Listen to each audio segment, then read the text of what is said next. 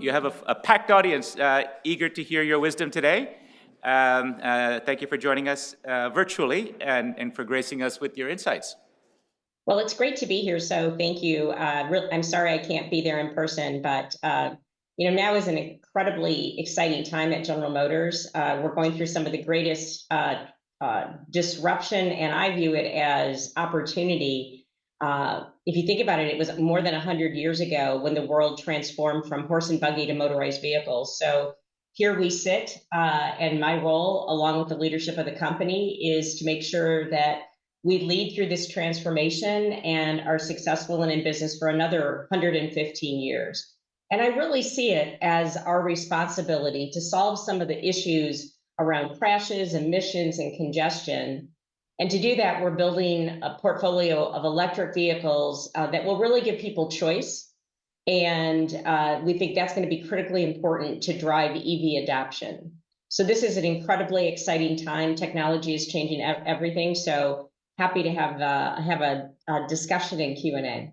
That's great. I'm glad you mentioned, of course, the EV transition. The Economist is 185 years old, so it's nice to see a young company like yours and one of those youthful disruptors, of which Columbia Business School has many, come along. You've set an ambitious goal of 100% zero emissions vehicles by the middle of the next decade. How is the journey going? I know that a long journey sometimes has some bumps on the road. So how do you gauge your own progress in, I think, a decade that you've been at the helm of America's most important car company?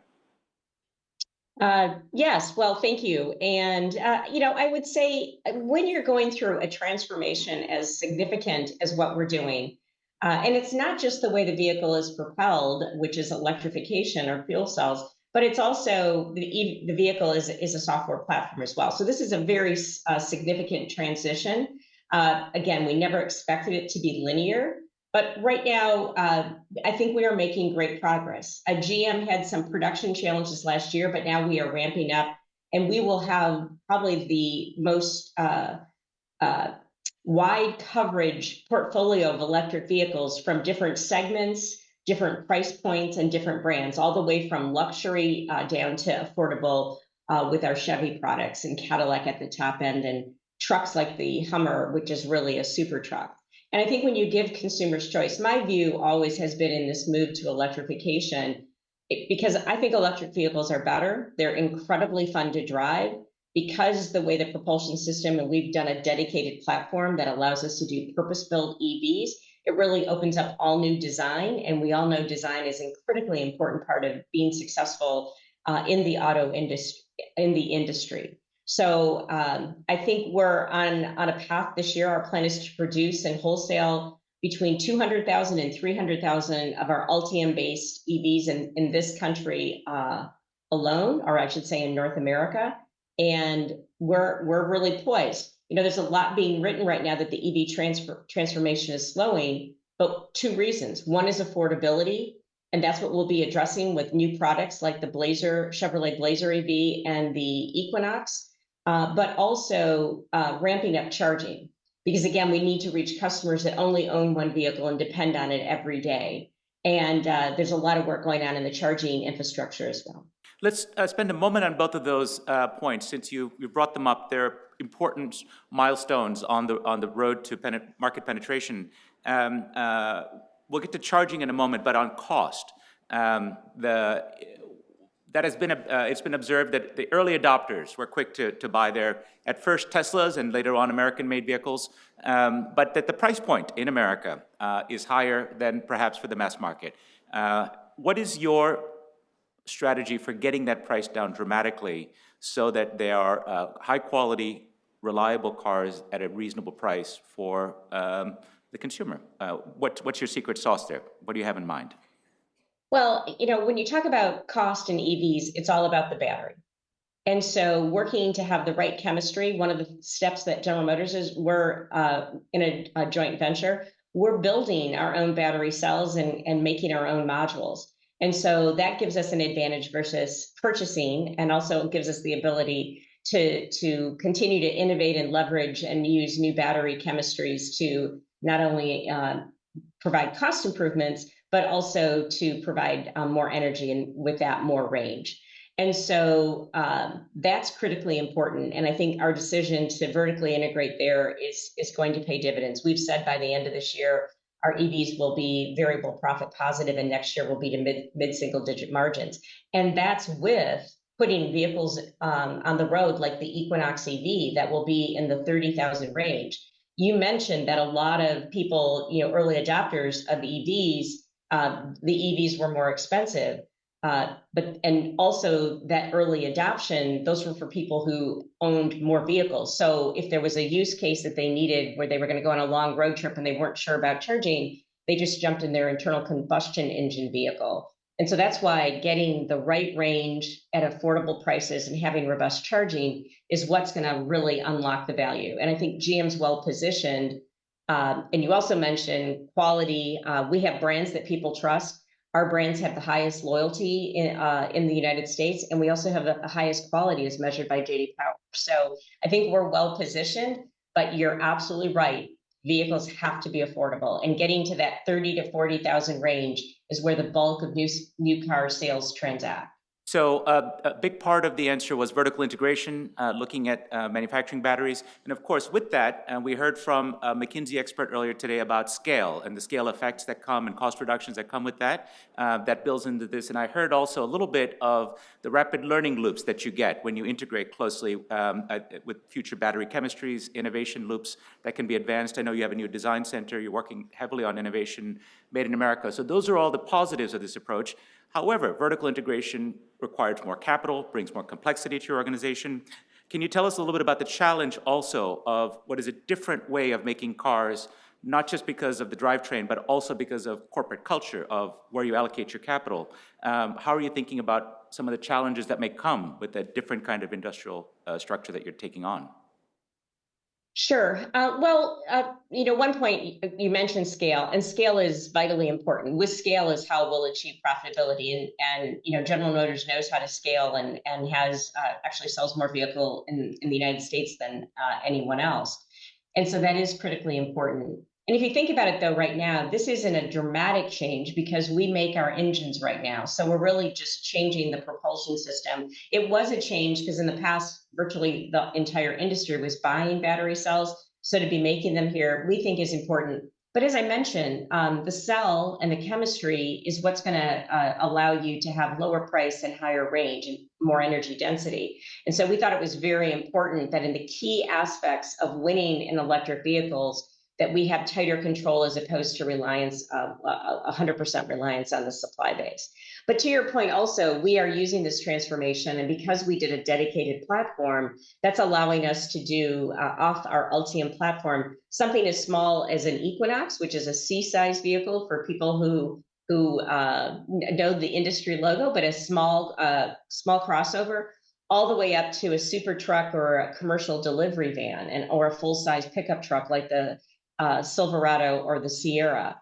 And so being able to have a platform that spans that multitude of products, I think is vitally important to getting that scale and to making the customer have choices that they're comfortable making. But we're also looking at how do we simplify, how do we use new technologies in our manufacturing as well, and even at how we design, leveraging artificial intelligence, machine learning, which is something we've been doing and will continue to do and expand as more opportunities there. So this is an opportunity, and we're seizing it to really change the way we make vehicles and design vehicles, and even engineer vehicles as we move forward. So you alluded to a little bit of the consumer side of things. People need to choose, of course. Fundamentally, as a consumer company, we can go back to Sloan and marketing and the brilliance of the company's understanding of consumer choice.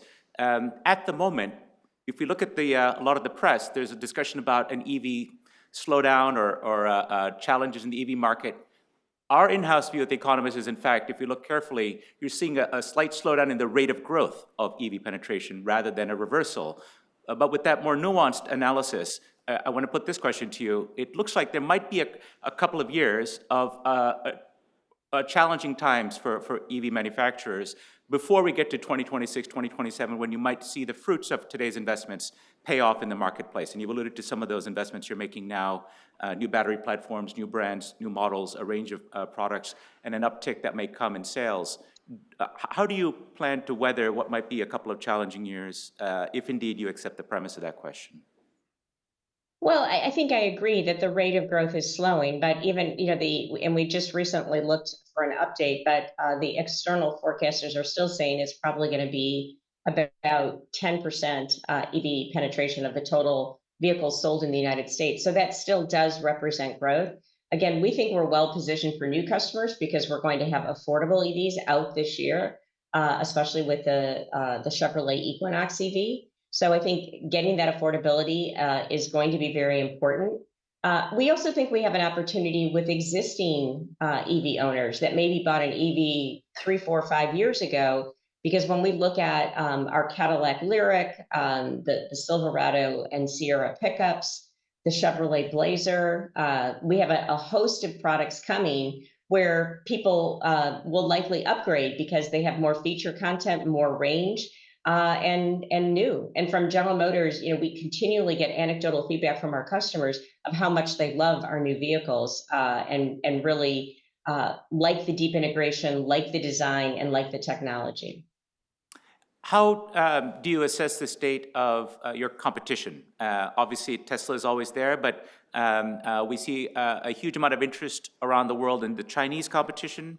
Janet Yellen was in China recently talking about the practices that Chinese have in terms of subsidizing their exports and the role of tariffs that may be involved. How do you see that competition from your global and domestic competitors?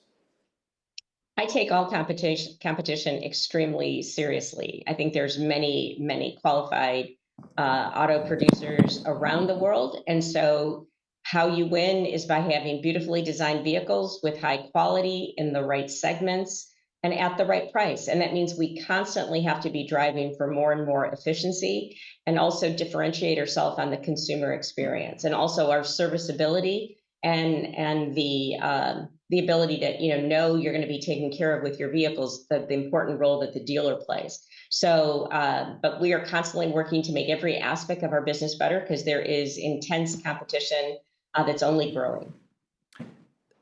So what's your position on, if I may ask specifically, on tariffs on Chinese imports?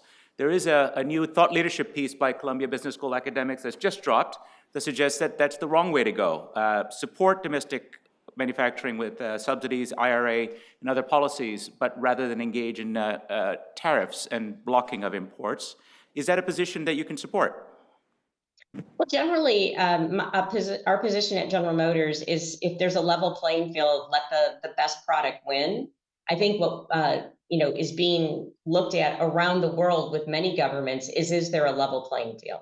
And is there, when you look at, what are the tariffs in other countries, what are the requirements, et cetera. So, I'm going to focus on what I can control and making sure we have the right vehicles at the right prices with the right technology. But I do think there's a role for governments to play to ensure there's a level playing field because the auto industry in so many countries around the world is very important to the economy and providing good paying middle class jobs. Let's talk a moment about policies and moving away from tariffs. I think your position is clear. If we talk about the Inflation Reduction Act and the role it might play, as well as related policies, we had, of course, the CHIPS Act and the infrastructure law, sort of a triple whammy of support for domestic manufacturing with a focus on clean energy, batteries, EVs. That's clearly been a boon to investment. We see the figures, serious investment figures in the US. It is an election year, and people are concerned what might happen depending on the outcome of that election. How concerned are you about the outcome of the election affecting support that you might have counted on or your investors might have counted on for your factories or for consumers to purchase the products you come up with? Is that a significant risk? Well, we're obviously watching it carefully. I think a lot of what has been put in place is legislative. So it's not just who wins the election, it's who controls the Congress. But from a General Motors perspective specifically, we had our strategy about integrating or vertically integrating battery cells and doing that work ourselves. We have been working on making sure our battery raw materials supply chain is onshore or ally shore, just because of what we lived through with not only during COVID, but with the semiconductor crisis. So a lot of our plan was well in place before IIJA, the infrastructure, bipartisan infrastructure bill, or the IRA. Now, certainly, that's why we're well positioned to take advantage of those incentives for the consumer and also for manufacturing in this country. And so we're well positioned to do that. But I would say we felt the strategy was sound, and wasn't just because of what was happening from a policy perspective. So of course we'll react to if there's any changes, and we'll continue to work to make sure our business is still strong. But I think if you step back and look at it more from a country perspective, I think that what's important is, the IIJA was broader than just facilitating EV investment in EVs, and specifically investments in the charging network. And the Inflation Reduction Act is very significant in that it's very focused on having the right supply chain and having resiliency in the United States. So I think you have to look at the higher level reasons for why the both acts were passed and what they're working to accomplish, in addition to how it might be advantageous for EV adoption at this current time. I think we'll have to see what happens, I guess, with the elections. We'll know soon enough with the outcome. My own reporting on this, I've spoken with lots of folks in the industry and lobbyists, suggests that there is strong support for the IRA on both sides of the aisle, particularly because most of the money is going to red states, projects that are supported locally by businesses and local politicians and governors. However, the one area that does seem potentially at risk are credits for EVs. So we'll see. There does seem to be some animus in the GOP if there were to be a clean sweep in Congress, but we can't answer that today, so we'll put a pin in that. I want to maybe step back a bit from the specifics. We've gone deep into the weeds on EV strategy, but if we step back to the bigger picture, as you look to your next decade of leadership of the company and the company's future, do you see the company transforming in the long run beyond a company that makes vehicles to something that could be a mobility company, a kind of platform for something bigger? I know you have investments in other areas, Cruise, some other things that go a little beyond simply a personal conveyance vehicle that's owned or leased by the individual. Can you give us your vision for the longer term? Well, I would say our purpose is to pioneer the innovations to move and connect people to what matters.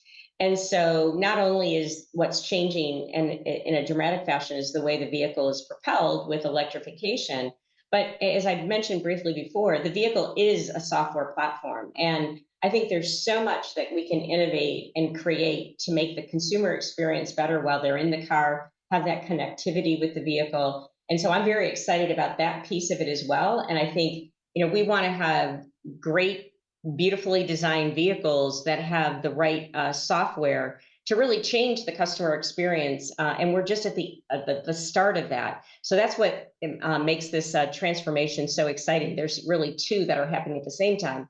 And then, as you mentioned, we still are very committed to autonomous technology. And we own, are the minority shareholder of Cruise. And we think that an important part of our vision to create a world with zero crashes, zero emissions, and zero congestion, that autonomy is a very big piece of that.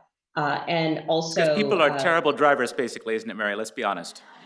Well, the interesting thing about that is 85% in the United States, there was a survey done not that long ago, 85% of US drivers feel they're above average. So the math doesn't quite work there. But yes, they do. But the other thing is people love to drive, and people want to have that freedom, even if they're leveraging, today I'll call it rideshare 1.0 with Uber and Lyft. But I think there's opportunity with autonomous as we move farther. And you're exactly right. Tragically, was just released, and more than 40,000 people lost their lives in traffic accidents. When we've assessed that in the past, over 90% are caused by human error. So autonomy done well and safely definitely will improve safety. Now, it has to be said, Cruise has run into some difficulties of late. How are you handling that, both from the perspective of learning from the mistakes, but also some of the market valuation hit that's come as a result?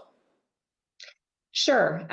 We learned a lot, and I would say Cruise operates as an independent company. One of the things we have really focused on, and we are working much closer with Cruise right now, you have to build the right relationship with regulators at the local, state, and federal level. We do that at GM as normal course. It's so important to make sure the regulators understand how we work to ensure our vehicles are safe and high quality. And so we're really building on that, as well as, I think and we're seeing this with AI more broadly. Human beings have more tolerance for human being mistakes than they do for technology mistakes. And so we'll continue to raise the bar because our autonomous technology at Cruise had already been assessed to be at a higher level than, I'll say average drivers, but we'll keep working to improve it. Great. Now, I had mentioned before the second plank of the future I wanted to come back to, and that's charging infrastructure. It's an essential enabler for obviously a lot of the things you want to do. But I want to maybe keep with that futuristic theme. I see that you've recently launched a Silverado home EV charger, if I'm not mistaken, that raises some very interesting prospects for not only charging at home, but vehicle to home, bi-directional charging by 2026. I think you've promised all your models will have that incorporated by around that time. Can you talk about the bigger vision of micropower, of having millions of vehicles that are capable not only of consuming power at the periphery, but also perhaps supporting the grid, of time shifting, of arbitrage, maybe even being profit centers for their owners or providing grid ancillary services? That has always been part of the vision of those who think about the future of energy systems. We're not there yet anywhere in the world, but where do you see your company playing a role in promoting that, and some of the things like your new home EV charging kit? Where does that fit in that picture? Well, I think you've outlined it quite well. I think there is huge opportunities for EVs. People are worried, is the grid strong enough to charge the EVs? But an EV can play a very important role. When you think about investment has to be made as grids are modernized or the energy companies are reinvesting, instead of always having to invest to peak load, can the EVs play a role in shaving that off? The Silverado EV RST model will be our first that has bidirectional, and will be out this year, that has bidirectional charging capability that, for an average home on a fully charged Silverado will be able to charge for well over, power the home for well over a week. So I think there are ways that we need to work together. And, I think it's a very interesting concept that consumers can use their vehicle, and it can, not only provide power when there's outages, but also maybe allow them to have lower rates if they're charging at off-peak hours, or even allowing their EVs for charge to be pulled during peak. So I think this is a new business. We've talked to many energy companies around the country and around the world, and we're all working together to really open this up and optimize. And I think there's a lot of work that's going to be done here that's going to push us forward from an energy perspective. The last time EVs had their early start, around the time of the clean tech boom, there was also competition from hydrogen fuel cells, if you recall. Daimler with the Ni car, a new energy car. There were numerous attempts in Tokyo. They still continue to have some faith in the Mirai and fuel cell vehicles in Japan, and to some degree in Korea. Do you believe that there are alternatives to the alternative of EVs, meaning whether it's hydrogen fuel cells or maybe some kind of advanced biofuels that could still play a role, electrofuels as Porsche is betting on for Europe's new regulations? Or do you think it's time to declare those alternatives dead and say, all right, we've got a winner, Red 23, EVs, let's double down and triple down and scale this up? What's your perspective? Well, General Motors was one of the companies that has been working on fuel cells, and we've never stopped. But what we've seen is with this transformation from an EV and a fuel cell perspective is, even though EV cost is an issue, fuel cells are still more expensive. We're working on our third generation right now that will continue to take costs down. So we're coming down the technology curve. And what we're seeing is EVs are the right solution for light duty applications, but fuel cells do have a place in heavier applications because they can be refueled rapidly. They're less affected by climate. And so we do see a role there. We think, likely fuel cells will be first more significant in fleets because the challenge for fuel cells is you've got to have a hydrogen infrastructure. But when we think about fleets, they can install that, take care of their fleet, operate out of a central refueling hub. And we also see plug-in hybrid technology in strategic segments will deliver some of the environmental benefits on the way to EVs. And we're still very committed to EVs, but there'll be a role. We already have hybrids in some countries. We think, depending on how quickly the charging infrastructure is built out, they'll have a role in the US as well. If we look across the world, I'm reminded of the old quote from William Gibson. He was quoted in The Economist 20 years ago saying, "The future's already here, but it's unevenly distributed." And in that way, we can look at Norway, 90% of new vehicles are electric this year. China, perhaps 40%. We'll have to see what the final figure is. But if we go beyond the lead markets of 15 big markets, not that much yet. So I wondered, could you give us, when you look globally, what do you see happening in a big market like China, where you're also present? It's been one of the very important markets for you over the many years. I think you have an arrangement with NIO, which is one of the upstart challengers coming out of Shanghai. Can you give us a sense of what's the dynamism of that market and opportunity for you there? Well, from a China perspective, it is very much a market in transformation to EVs, largely regulatory driven, but also with incentives. And so that's what, when you see, again, I always say an auto customer, if you think about it, their vehicle is either their most important or their second most important purchase they make. They're extremely rational about the purchase. And so when you look at countries like Norway or look at China and you look at, what the incentives are, you can shape consumer behavior. And so, and as you have the right charging infrastructure, et cetera.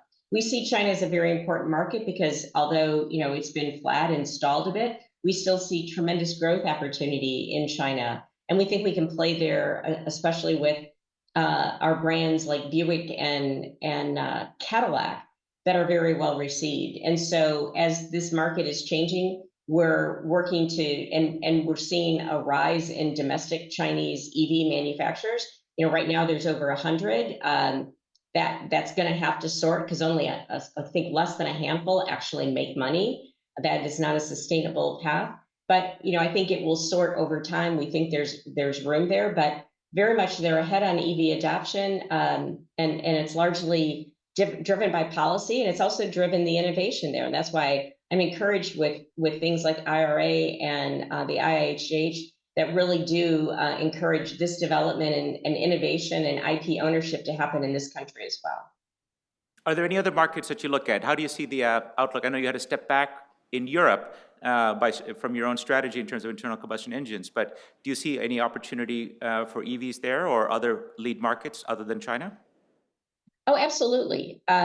We believe in an all EV future. We actually we did sell our Opel business to, at the time, Peugeot PSA. It was a good deal for both of us, and we called it a win-win-win. It was a win for Opel. It allowed PSA to become the #2 manufacturer in Europe, and General Motors was able to participate in the strength of that through the way the deal was structured. So no regrets on what we did there because we were subscale from an ICE perspective. But now we're launching EVs in a couple countries, and we'll continue to grow. So we see Europe as a growth market for us now, with primarily an EV portfolio and some iconic vehicles like the Chevrolet Corvette. Great. We're going to turn to audience questions in a moment. So I'm going to ask my audience to get some questions together. I think we're going to have some microphones for you. So please make yourself known to people with the microphones. And while we get ready, let me maybe ask one more question of you, Mary. One of the old adages of American politics is what's good for GM is good for America. So give us an idea. What's good for GM? What would you like to see, whether it's in policy or in other changes that you don't see yet, that would be good for your company? Well, I think it's important that we continue to encourage, as I mentioned before, not only infrastructure development in this country, but also investment in battery raw materials so we have better control of our supply chain, but also doing the core research. And there's a lot of startups and work going on from a battery perspective. Companies like General Motors are working on it as well. I know universities are as well. So I'm very encouraged by that. And because I think this is such a significant technology that the United States needs, and other countries are doing the same, but they need to have core IP development in these key technologies that are going to be so important for our future. at GM. So we're focused on that, working with many different partners. But I view my role is to make sure we're running a very efficient business that is satisfying and surprising and delighting the customer, so we continue to grow and exist. And that's what I focus on every day. Great. Well, to be delighted by EVs, we're looking forward to that. Let me see. Do we have a question? I think we do. Okay. As always, please identify yourself and let's make it a question rather than a long-winded speech.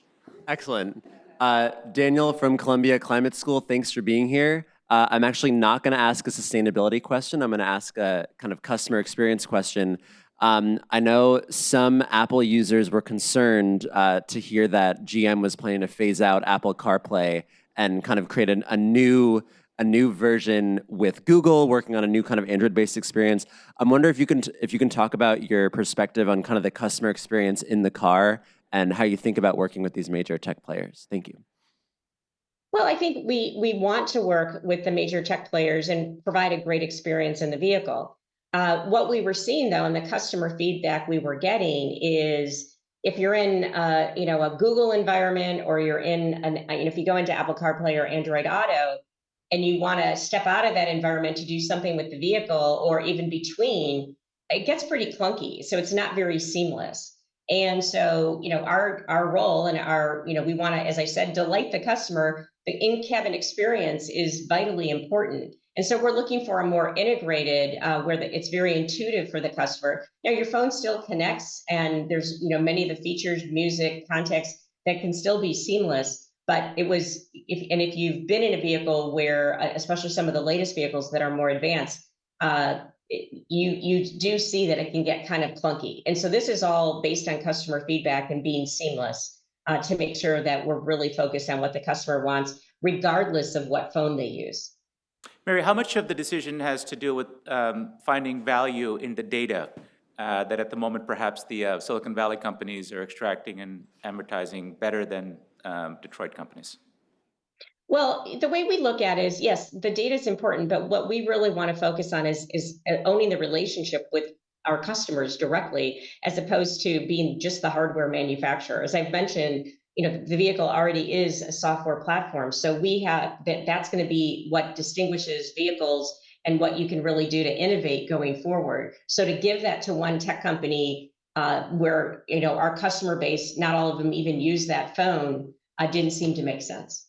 Great. Another question here on this side. Yes, hi. Very interesting conversation. I have a question from the consumer perspective. Please identify yourself.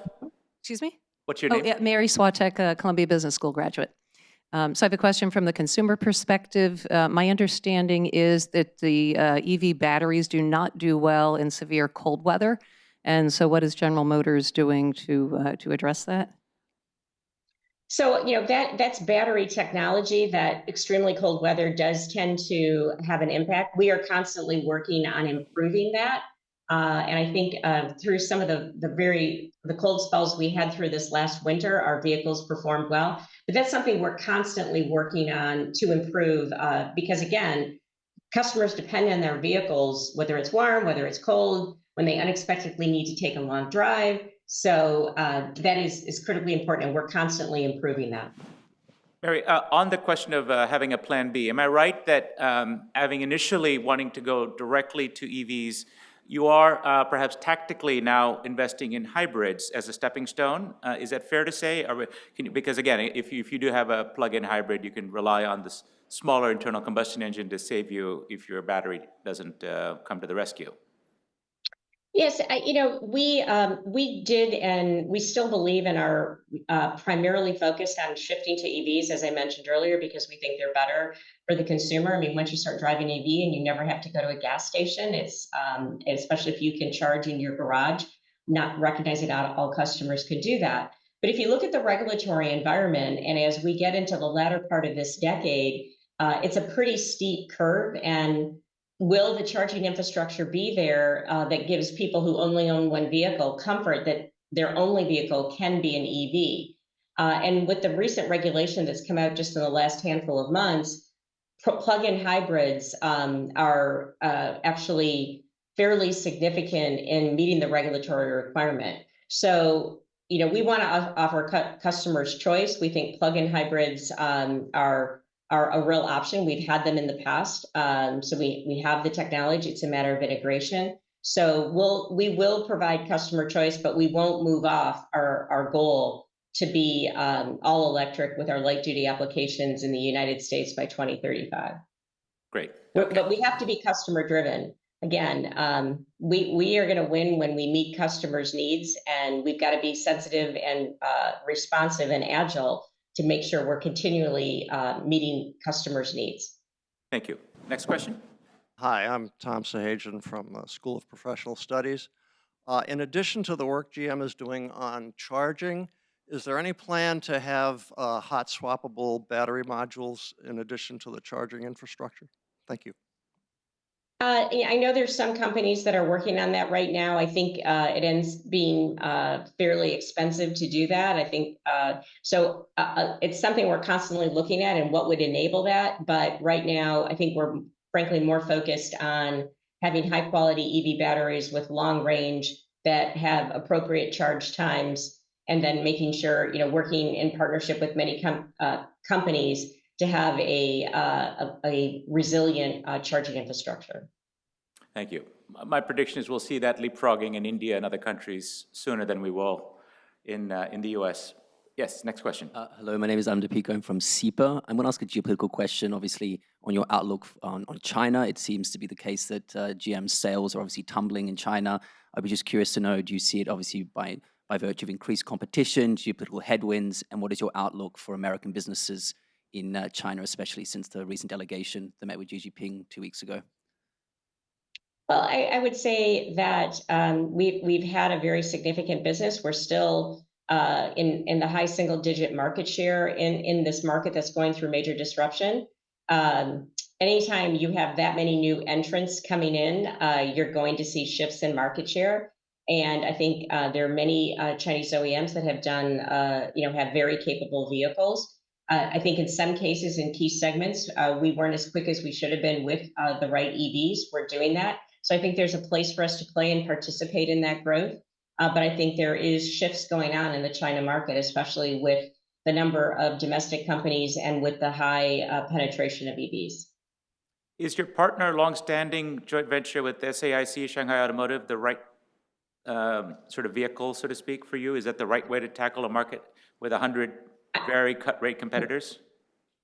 Well, I think as we went there more than 20 years ago, the requirement was to have a partner. I think SAIC is a very, very good partner. I've worked with them personally for years, and I think working together, we can be a strong competitor as we move forward. So I hold SAIC in very high regard. Okay, so you're committed to them. Let's go to the next question.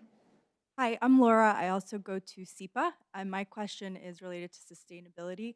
How are you guys thinking about responsible sourcing of raw materials, and how is that affecting your business model, your costs? Thank you. So that is part of, regardless what we're sourcing, we have requirements that we hold every supplier accountable to make sure that we're meeting our high standards. As I mentioned before, we also, from a battery raw material specifically, are working to have resiliency in the supply chain, and also are making investments in this country or in North America generally to create new sources of the key battery raw materials. But however we do that, it will always follow our values and our guidelines from a sustainable and a responsible sourcing model. How much additional cost do you think it adds to go fully sustainable in your supply chain? Well, when you say fully sustainable, we obviously have made our own commitments from a corporation. We actually are encouraging all of our supply base to do the same and sharing lessons learned, because there's many cases you can do things and you do improve the business. So it's a journey that we're all on as we look to really create a zero emission future. But I would definitely call it a work in progress, but we work to do this in a way that it doesn't add cost. Because at the end of the day, I don't think that in some cases there's a limited slice of the consumer base that will pay more for that. But the general consumer, because vehicles are such an important and expensive investment for them, we need to make sure we find solutions that accomplish both. Next question. Hi, Hi, I'm Dominica Wombold. I work with clients on A little closer to the mic, please. Sorry. Dominica Wombold. I work with clients on supply chain manufacturing and efficiency. I was curious about what GM is thinking in terms of the aftermarket supply chain and sustainability in that space, whether that's directly or working with suppliers and third parties, and also to what extent the charging network fits within the aftermarket segment versus kind of how that's supported sustainably directly by GM near term. Well, we actually have a very robust aftermarket business within General Motors that does quite well and offers consumers a lot of choice.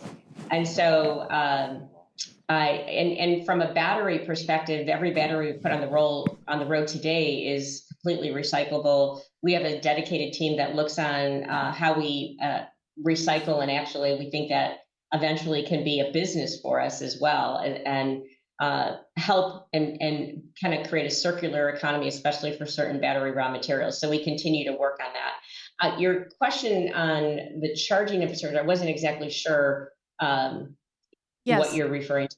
Sure. So I didn't know that GM did aftermarket themselves. So with some of the other companies, I was interested in looking into the different spaces there. But do you look at the charging network infrastructure as something where you'll support it like post-production and be involved in the decisions to do with, for example, how the energy is sourced?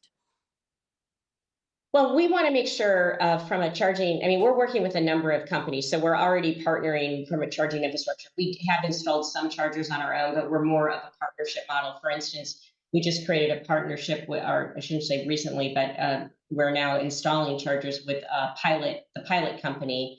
And that's really for major interstates. So when you're on a road trip, you have charging. What we're really focused on from a charging perspective is that it's a seamless experience. When you go to a charger, whatever it is, one, it's actually there, it's working, it's available, and it's easy to use. And so that is our focus, and we'll create an ecosystem to make sure we're providing a good experience from a charging perspective for the customer. I think we have time for one last quick question with a quick answer. Please proceed.